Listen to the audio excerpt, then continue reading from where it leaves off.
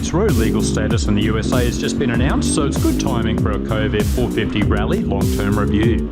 Over the past few months, our Canadian cousins have clocked up a lot of miles on 3 Koves. Our Australian team just spent 3 weeks in Canada and got to ride them a lot.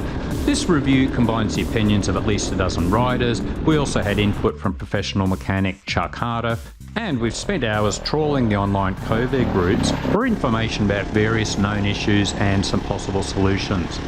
First, it's important to understand the nature of the beast. The Kove 450 Rally has been designed for the Dakar Rally, and it has performed surprisingly well for a new model. But it is not an enduro bike.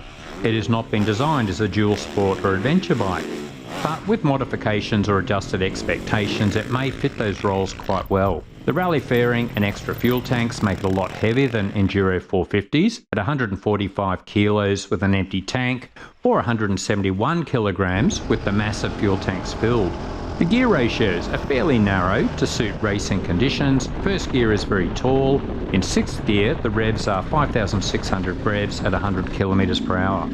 The suspension is very firm to suit desert racing. It works well for aggressive or very heavy riders, but tends to be harsh for everyday riding. It's very tall with a 960mm or 37.8 inches seat height. I am well over 6 feet tall and found it a bit disconcerting in slow, gnarly terrain. However, there is a version which is 50mm or 2 inches lower.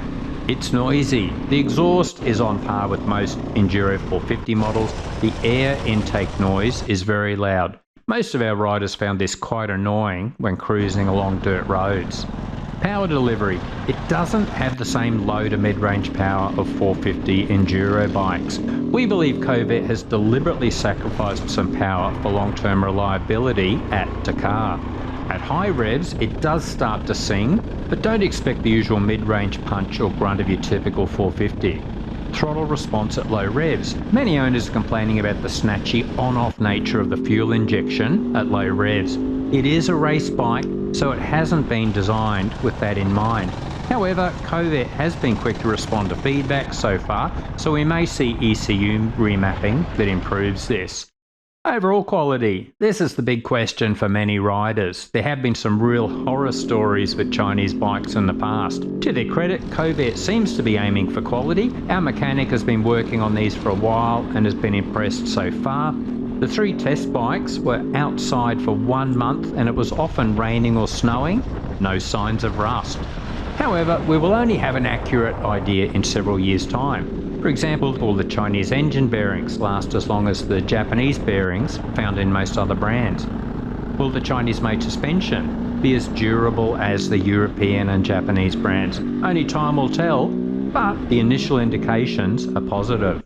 Engine characteristics. We need to explore this as every test rider was initially disappointed with the lack of grunt and mid-range power with the Kove. We had 3 ECUs to experiment with, but there was not a huge difference.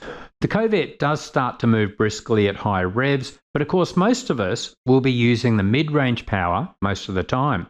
We rode the Kove back-to-back with a derestricted DRZ 400 and was surprised to see the DRZ had almost as much power, up to 6,000 revs.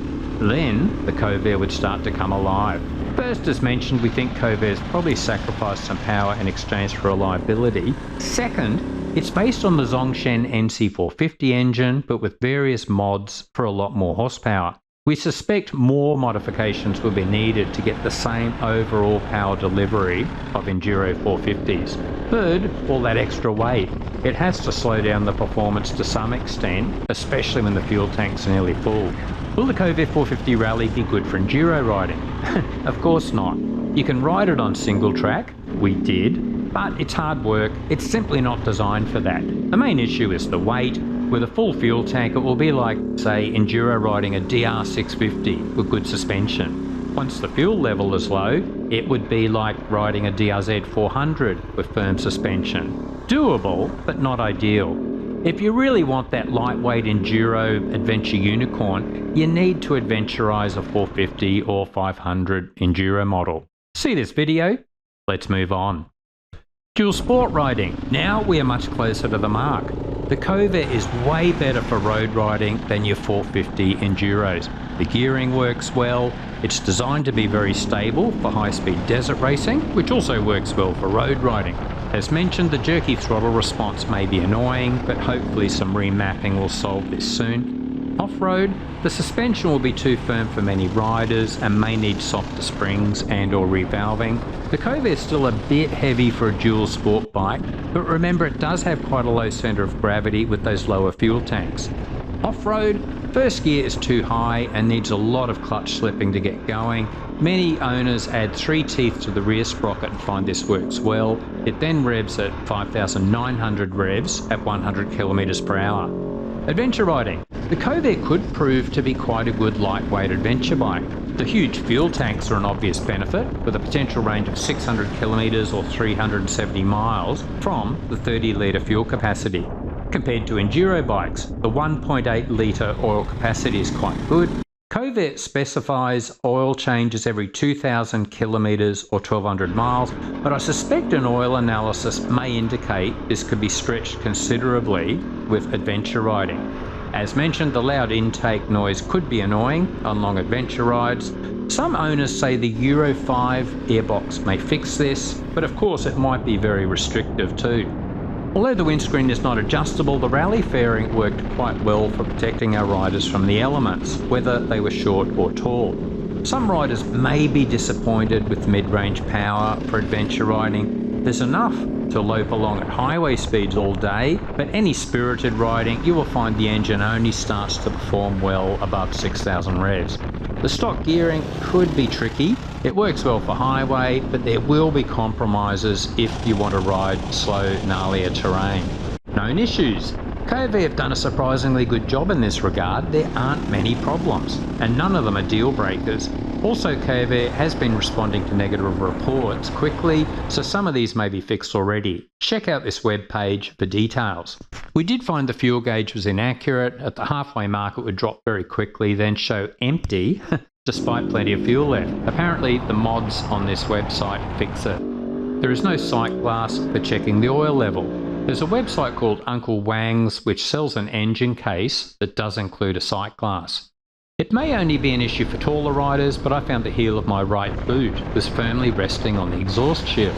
Thankfully the heel did not melt and the exhaust shield works well, but I did find it mildly frustrating. I mentioned it to other riders who hadn't noticed it. Interestingly, they did after that point and also found it annoying. Jerky on-off throttle response. Some owners say this is improved by removing any slack from the throttle cable, but fuel injection charts suggest the engine is simply running way too lean at low revs to meet emission requirements. So remapping will probably help. I would also suggest the G2 throttle tamer as a cheaper alternative. It can work wonders with snappy fuel injection systems. Price, support and resale value. These are always the big questions with any new brand. Support will vary from country to country. Does the distributor keep a lot of stock? Will the prices be reasonable? Is shipment fast if there's no dealer nearby? And what happens if Kove collapses? You will need to do your research and look at the experiences of existing owners. Resale value?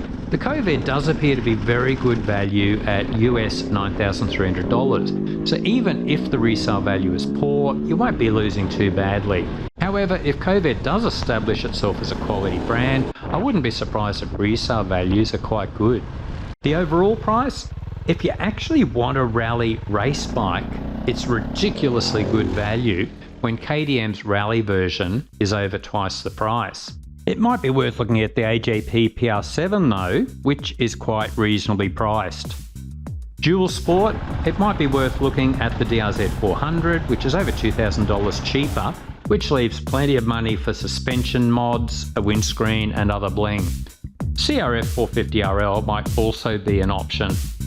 Do you prefer to not buy Chinese products? We have discussed this in previous videos. Some riders don't want to indirectly support a communist government by buying Chinese-made products. There are many opinions about this. We won't rehash them here.